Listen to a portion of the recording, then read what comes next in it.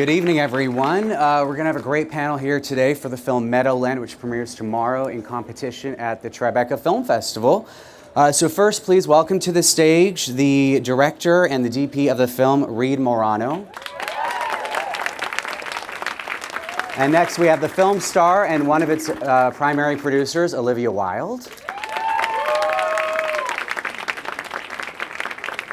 And we also have another producer in the house. Please give it up for Margot Hand.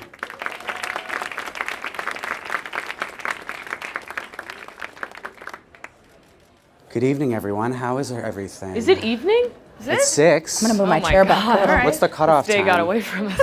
6-ish. So the film premieres tomorrow night That's in right. competition. It's your directorial debut. I'm not sure if everybody's aware, but Reed is a really important DP in the independent film landscape. She was the cinematographer behind Kill Your Darlings and The Skeleton Twins, two of my favorite films of the last couple years. What's going through all your heads right now, given that it's going to be premiering tomorrow night? I'm so excited. This film is amazing, and I'm so proud of it, and I just can't wait for people to see it. So I just feel excited. And you, are you nervous? I'm nervous. Yeah. Yeah. Reed's also lost her voice this week, so Yeah, sorry. she doesn't always sound like this.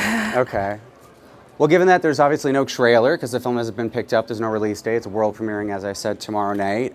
Can one of you kind of describe what the film's about, since no one here really knows yet? You want it? I like to say it's kind of a dark, impressionistic journey. It's about a couple that go on a road trip with their son, and their son ends up disappearing at a gas station off the highway. And it doesn't, from there on out, it picks up a year later, and they still have no answers. And you know, it doesn't really take the procedural route. It's not about the investigation. It's not about any of that. It's actually more about their internal, you know, like their mental states. But what makes it interesting, I think, is that the characters are very proactive, and they're always kind of doing things you don't expect them to do. They start, as the film progresses, they start to act out, and I think it's really interesting to watch. And so, and it kind of, you know. Yeah. I was gonna say also incredibly self-destructive on top of being proactive. Right. Yeah. Yeah. Yeah. You didn't write the script. Chris, I forget Rossi. the name. Chris Rossi Chris wrote the Rossi. script. So how did you come across the screenplay, and what most appealed to you as a first-time filmmaker to put your stamp on this material? Well, a producer I had worked with, Matt Tauber, who also is a producer on this movie, he and I worked together. We're in the capacity of, you know, I was a DP for another feature he was producing, and at that time he said, you know, I think you should really think about directing. And I was like, no, I really like it here in my DP bubble. But then he sent me several scripts, and this was the last one he sent me, and it was the first one that I read where I felt real emotion from the words on the page. Chris is a brilliant writer, and you know, the script was pretty different when I first got it, but the bones were there. And there was a particular scene in it, which I won't describe because it would be a spoiler, but there was a particular scene in it where I read it and I was in tears just from the words on the page. And I just thought, okay, I'm gonna, you know, that this script was sort of more about the investigation and more about, like, went into all these other different characters' lives. And I was like, this would be a really amazing, and I really want to hone in on the two main characters and you know, kind of flesh them out more. And Chris was totally open and collaborative, and just, he's the greatest person. He totally let us work together on it, and what eventually evolved was what we ended up with. And it's, yeah. Okay. I could keep talking about it forever. Yeah, no, please. As producers on the project, how did you both come on board? I'm guessing you were cast before coming on as producer? I got the script and fell in love with it and really wanted to be a part of it immediately, and met with Reed and fell in love with her and really wanted to work with her. And I knew that everybody wanted this role, and my agents had told me as much, and I was not going to let it go. And I begged Reed to come to my apartment and let me read scenes for her. And she did. I mean, I could have been kidnapping you. You were so brave. You just walked right into my house. And we just immediately worked together so well, just even in that capacity of an audition, which is typically a really awkward experience. And then once I was cast in the film, some time went by and we were putting it together, and Reed was just super active as a director, and I was so inspired by the process. And I asked at a certain point if I could come on as a producer, and I wouldn't have done that if I wasn't so in love with the project and didn't want to give everything to it. Yeah. I wouldn't be so bold as to ask for that role if I weren't up to it. And she agreed to let me come on as her partner along with Matt Tauber, and we started trying to find the money to make it. And it was a challenging experience because this was a female-driven drama with a first-time female director. And it, was a really interesting process looking for the right home for it. And eventually we met Margot, who came on as a producer and facilitated making this movie. And it was just, at that point, this dream team of people who really understood why we were making this story. And we were all there to support Reed and her vision. And so, yeah, kind of a dream producing job, actually. Mm-hmm. Now, you executive produced before. I executive produced Drinking Buddies. Yeah, Drinking Buddies, one of my favorite films of yours. Round of applause for that. Oh, thank you. A lot of Awesome alcoholics. performance. Hope if you haven't seen it, you have to see this movie. She's fantastic in it. Thank you. What's the difference between executive producing and producing for folks that everything aren't really familiar? in All the the things. world, all Yeah. the things. Can you try to break it down for everybody? Yeah, I mean, the thing about the title of producer is that I feel it can mean several different things, but I do know that my experience as an executive producer was to support the film, to help get it made, to support it in post-production, and to really stand by it. And although I was very honored to do that and I learned a lot, producing a film from the ground up is very different because you are taking care of it at every stage, from conception to birth, and then raising it and putting it through college. And I learned that as a real producer, you are sort of a jack of all trades. Yeah. You need to be willing to do anything to take care of this project. You are primarily there to support your filmmaker and to support their creative ideas, but you're also dealing with logistical issues, and that can get very complex. And that's why I was so grateful to have Margot as a producer, an experienced producer, and also as a partner, yeah. because she taught me a lot as a first-time real producer. And so I'll hand it to you for more of an explanation of what makes a producer as opposed to executive, I guess. Yeah, I mean, I think, like you said, the title producer, is allocated in many different ways, but the true producer on the project is a cradle to grave kind of role, and you do everything that you can from, depending on what time you came into the project. I came into this specific project a bit later in the game. They had already both been attached, but oftentimes a producer gets the script, puts it together, puts the filmmaker, the cast, and then, you make it, and you do everything from being an assistant, really, to, finding money, to casting. I mean, you really just need to love it, because it's, we'll be with this movie forever. Like, we'll, in 20 years, when the rights change again, we'll be getting the phone call. Yeah. So, Right. It's your child, exactly that. So it's, and an EP is kind of Like anything. an uncle, like a nice Yeah, uncle. like a nice godfather who gives you a gift once a year or something. Okay, as producers, I have to ask this question. Don't take it the wrong way, but film's a hard sell. It's a hard watch. Mm-hmm. It tackles some really, tough subject matter. Yep. Mm-hmm. I mean, I found it really troubling to watch. It's Yeah. very moving and cathartic, but it's difficult. As producers, you obviously want to recoup your investment in the film. Yeah.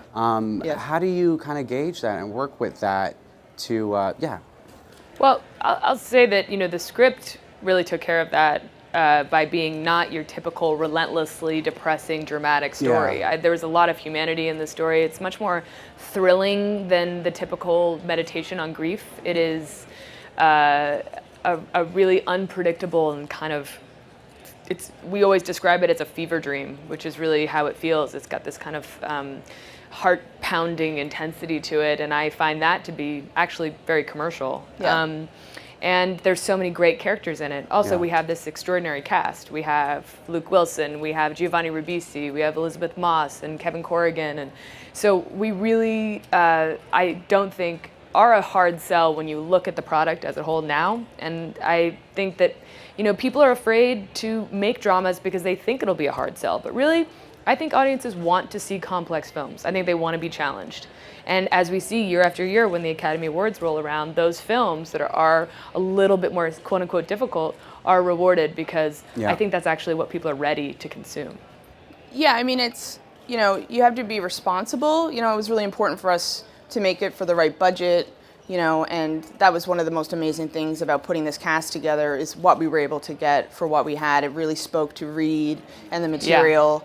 And, you know, for us to be, you know, for our fiduciary duty to the investors, you make sure that you budget it properly, you make sure that you can deliver on the product that you promised, and you surround yourself with people who really believe in this, in the story. K5 is our foreign sales agent, and they read the script and just got it right away, and they were passionate about it. And, you know, and then WME and Gersh are just huge supporters, and they'll be here with us this weekend, you know, making a sale.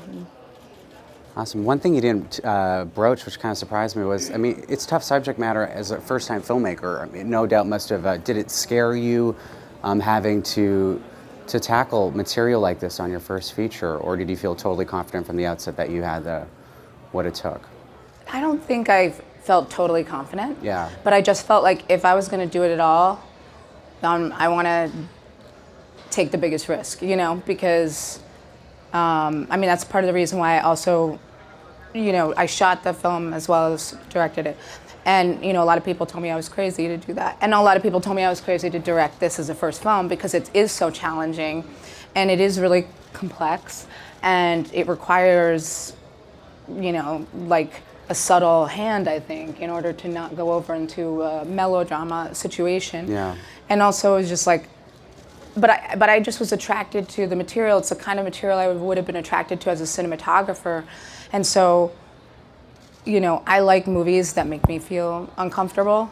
And I mean, I like all kinds of movies, but I also like those kinds of movies. And I thought, like, if you have the chance to make something that could be really powerful, maybe just take that chance to do that. You know, it's not worth it to devote like several years of your life to something unless you think you can like really make an impact, I think. Yeah. What did you pick up along the way that you brought to your first film? I mean, I think being comfortable around actors. You know, obviously I didn't really know how to direct actors yet, since I hadn't done it since film school. And so that was a mystery to me. But, you know, I think there's a sensitivity that comes along with being a DP.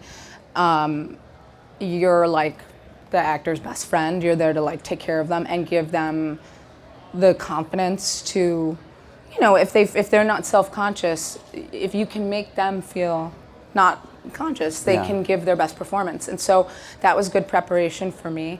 Additionally, I think just making so many indie features on low budgets and limited time. One thing I think that I brought to the table that maybe the producers appreciated was just my willingness to prioritize and also problem solving in the moment, you know. When something goes wrong and you only or say, you know, you lose a location, it's like coming up with new ways to use a different location that looks nothing like the one, you know, that you had, or figuring out how to cover a scene on limited time, and just having that experience already, it was really helpful and it helped to move things really fast on set. So yeah, and we're gonna get a little personal. Olivia, you're a mother, correct? Yes.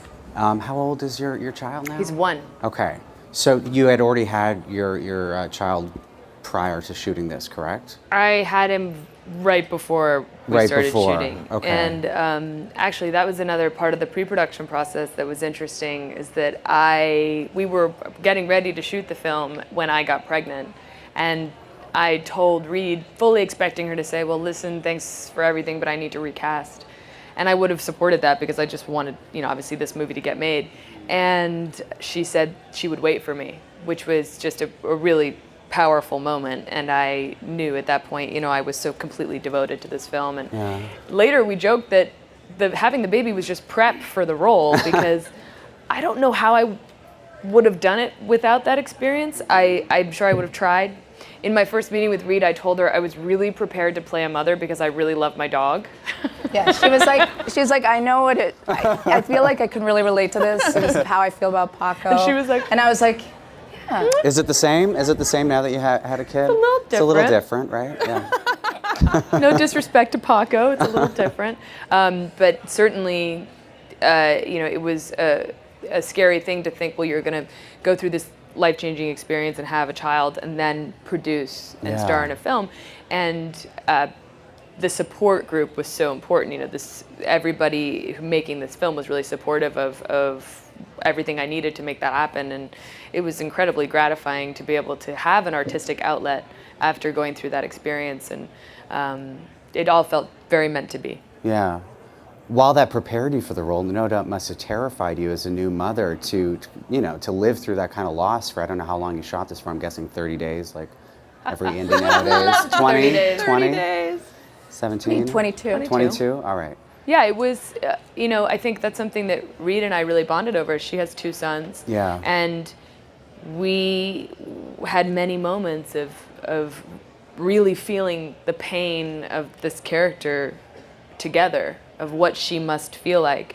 And I think it would have been much more difficult for me to go through that alone, but I was never going through it alone because I could look at Reed and we would just understand, wow, that this is it. This is that really tough place. But we had each other, and sometimes she would even bring it back, remind me exactly how it would feel if it were my life. And it was just, you don't want to give your most personal life to a role unless you feel it's a very safe place. And that has a lot to do with your relationship to the director. But when you have that awesome relationship with the director, it's so wonderful because you can freely give yourself and use all your real experiences and pain and happiness and everything in between to flesh out the role. But that doesn't happen unless there's a trusting relationship. Okay. There's a scene towards the end, I'm not going to give away exactly what happens, but your character experiences a breakdown, and it's an astonishing moment in the film, and your performance just blew me away in that scene especially. Thank you. How did you work up to that, and what was it like to go through that on set? It's interesting. We spent so long prepping this film that whereas on a typical job you might have a couple months with the script, probably less, to work on it, I felt I had been preparing the movie for a year. The character was kind of living with me for a year. So when she finally had the opportunity to lose it, I felt all this pent up emotion from living with this character, Sarah, for so long that it wasn't very difficult. It was cathartic. And again, I could only go there because Reed was there with me, and literally with me, because I don't know if she made this clear, but she directed the film, but she also was a cinematographer on the film and also operated the camera. So it was a really, Yeah, definitely. It was a really unusual experience because we could communicate by literally whispering to each other while she was filming. But she could improvise as a filmmaker on the spot based on what I was doing, and I would kind of feel where she was going and respond to it. So we developed this unspoken language that was just brought the scenes to places that we never could have predicted. And that could never have happened if it was, oh, wait, stop, let me ask the director who's over at Video Village. Okay, now there's this sort of like lag in communication. Logistically, I think as producers, it was really amazing because it saved us a ton of time. Yeah. Yeah. Yeah, and we were on a road and there was no monitor built. Like it made it so much more beautiful. Like we were just standing on the side of the road watching her, like Olivia, go through this moment, and watching Reed with the camera be right there, and Reed was crying, and it was very emotional. It was one of my most favorite moments, and it only happened because these two have and continue to have this chemistry that I haven't seen before. Yeah. Watching that moment, I felt like I was experiencing a breakthrough moment for you as an actress. Did you feel that way on set? Oh, sure, yeah. Oh, every day. Yeah, every day. I as a did. performer, yeah. No, absolutely. No, as an actor, you want someone to dare you to go places you've never been. You want someone to dare you to be better.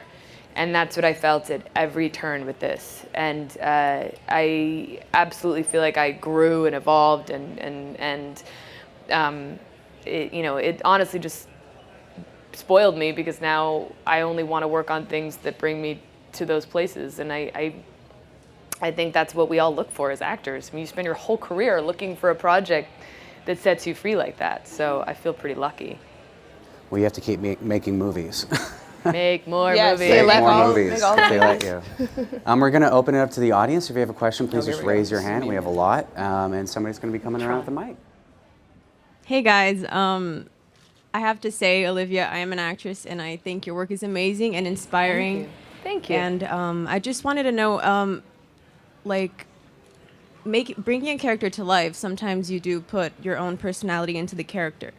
I just wanted to know if you relate to the character in any way, not just being a mother, but in like, do you know? Yeah, no, I know what you're saying. I mean, I think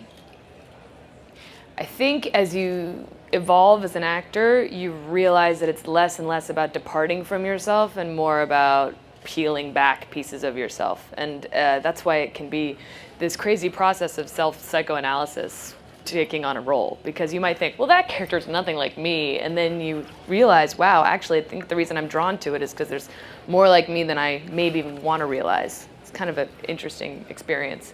With Sarah specifically, she's going through something that is so mind-blowing that it's hard for me to say that I could be as strong as she's being.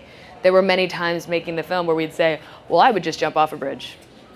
I don't know how she's getting up every day. I don't know how I would deal with this. And that is what is so compelling about this story, because there's many people in the world going through unimaginable experiences. And it's important to tell their stories, because they teach us about humanity and they teach us about strength. So that's what I felt every day with Sarah. I thought, I can't believe she's going on, she's continuing. She has to go to work every day, living with this pain. Just to get in her car and drive, how do you even do that when you're dealing with such loss? But man, there's a lot of people in the world doing that every day. So I just connected with that reality and felt that was an important story to tell. Hi, Olivia. I want to ask if you could compare one movie to this one, because some reason why this looks so similar to In Time. What movie would it be? To In Time? Yes. That's Roger Deakins. So Yeah. it would be, he's a great cinematographer. Roger Deakins shot In Time and Reed shot this, and I think they're two of the best. So that's cool that you make that comparison. But I mean, we had a lot of films that inspired us for this, and certainly in terms of the look, that was Reed's inspiration. I mean, what was your inspiration, really? Oh, for the look? Yeah.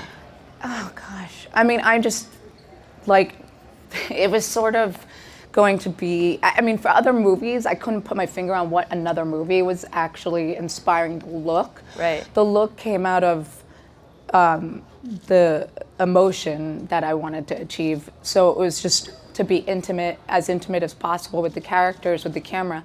And then, you know, also I wanted it to have a filmic look. So, you know, we shot with these anamorphic lenses. Master anamorphics, but there's like films that inspired us, I think, from a style perspective almost. Even though not like a good example would be like I really love Requiem for a Dream, and I feel like you know the movie. If you see it, you probably won't be thinking of Requiem for a Dream, but it's not like stylized like that. Right. But the way that that movie makes you feel, and so I wanted to achieve something similar to that. Yeah. This question is for Olivia. Love Tron Legacy, one of my favorite movies of 2010. Thank you. What was your experience like? And is there going to be another one? Wow. Well, There is, right? that's what I hear. I read something. There are rumblings of that. You know, it's interesting. It's interesting you bring up Tron because it couldn't be further away on the spectrum from Meadowland. But it's valuable to use that as an example of how different the filmmaking experience can be. The intimacy we were just talking about and the immediacy of communication and the small production was so different from something like Tron, which requires a crew of 250 people. And so to answer your question, it was an incredible experience to be a part of and to witness technology evolving, you know, right in front of my eyes. We were using some of the first 3D cameras to shoot Tron, and that was a terrible time to shoot in 3D because it took 45 minutes to change a lens. So I'm glad things have changed. But it really is, I'm very, very fortunate to have been on sets like Tron and experienced that, and on sets like Meadowland. And I can really value each of them for different reasons. So thank you. Hey Reed, so I'm a director and a DP as well, and I rarely do them together anymore. I was wondering if you could speak to kind of that process. Are you having to be more reliant on your first AD to kind of gauge takes, or, you know? I mean, since I was looking, that's a great question.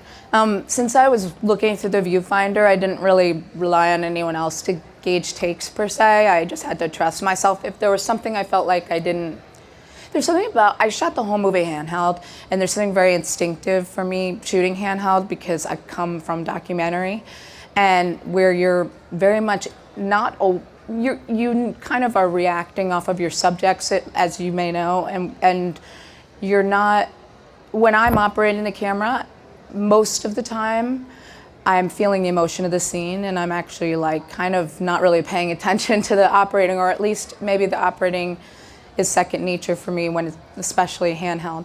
And so I kind of felt, you know, if there was ever a time where I felt like something was complex and I needed to see it again, I could, you know, I could do playback, but I rarely had to do that when we were on set. And I think what was great about it was because I come from that world of operating and DPing, and that's how I've always absorbed performances.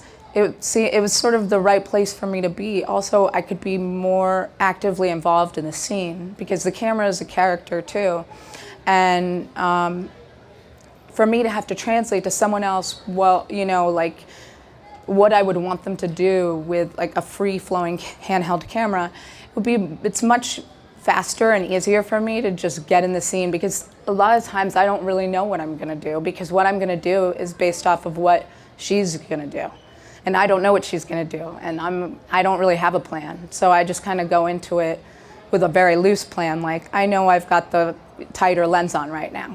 So it's gonna be that shot, whatever that is. We'll find out once the take's over. Mm-hmm. So, yeah.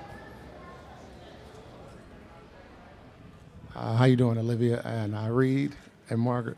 I had a question. How important, you speak very vividly of how your relationship is, how you girls like each other. It's obvious, like with the time allotted, with the time allotted to make movies these days, like how it's shortened. Right. How important is that? Because you had 22 days.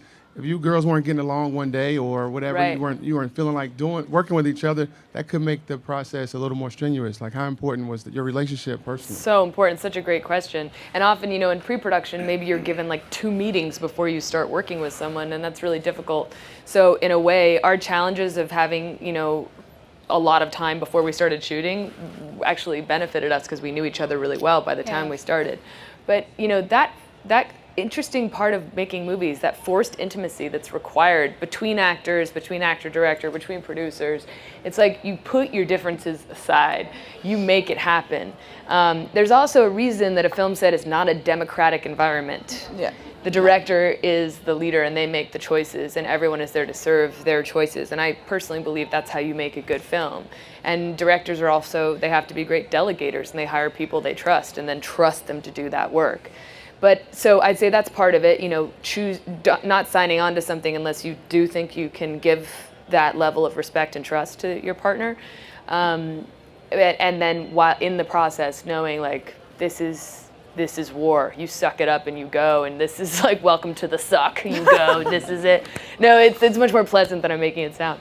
But I do think it is a lucky thing when you hit those projects where like, wow, the chemistry is so good. And in my experience, I mean, you mentioned Drinking Buddies, it was very similar. That movie was an interesting example of the opposite level of preparation because we had no script and no days of getting to know each other. So we hung out probably 3 times, the director, the other actor, and I, and then we started shooting a fully improvised movie about 2 best friends. And it was like, well, we'll just use our experiences of having friends in life and see if that works together. But I feel like there is that level of like, suck it up and work together. Yeah, I mean, film sets can be really intense. You know, I think we've all seen videos online of how intense sets can actually get.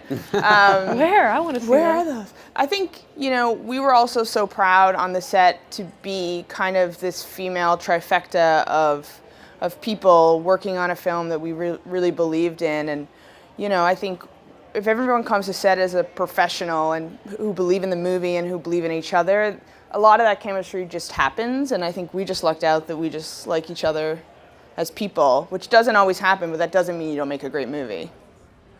Olivia, why were you attracted to the script right away, and how different is it to be an actress in the movie where you also play another role, a producer or any other roles? First question, why was I attracted to the script right away? The script was just very compelling. I mean, I think that's why it was a competitive race to get this role, and which I completely understand because it was just a really well-written role, and then the idea of working with Reed just kind of expanded the possibilities of the script. But I really loved that it was an unusual way to tell the story of someone going through grief. I liked how unpredictable it was. I was flipping through the pages with my heart pounding. It didn't feel like this slow, kind of painful, relentlessly sad thing. I was like, wow, I have no idea what this woman's gonna do. She's losing her mind. And I just found that very compelling. That's just really unusual, I think. And in terms of the differences between being an actress and producer, as an actor, you are only expected to show up and act, and it's understandable if you want to just then retreat and be left alone and then show up again when you're supposed to act. Obviously, I couldn't do this on this movie because I wanted to be involved. I wanted to, you know, ask questions and see if I could be supportive, see if I could help whatever needed to be done on the day. I mean, I don't think I would have had as great an experience if I didn't have such a supportive team of partners, because you know, Margot really understood that my job on the day had to be to bring the best performance. So if there was a crisis going on that really needed producers to be all hands on deck, I'm sure she took more of that load to let me focus on the scene at hand, you know? So I don't think I could do it without that supportive group around me. Hi, Olivia. How are you? I'm Haley. I'm a film actress as well. So I know actually when you're filming, so you need to do different angle for the same scene and say the same line over and over again. Yeah. So how do you like get into the same emotion over and over again? But you did a really good job. I really appreciate you. By the way, you're so pretty. Thank you. Thank you. Gosh, you know, that's the weird thing about acting in movies and TV, is that weird thing of recreating a moment and trying to find the truth in it every time. And I think that's another place where a great director comes in and reminds you, hey, you're not listening. You know, please act like you haven't said this line 17 times. I also think it depends on the material. You know, some material is so dense and interesting that it's endlessly fascinating. Every time you say it, it takes on another life. And that's the material you look for, right? Because you want that experience. So combination, good material, good director, and just having fun with it, making choices. You know, you want the director to have choices in the editing room. Well, thank you so much, and have an amazing you. premiere tomorrow night. Thank you.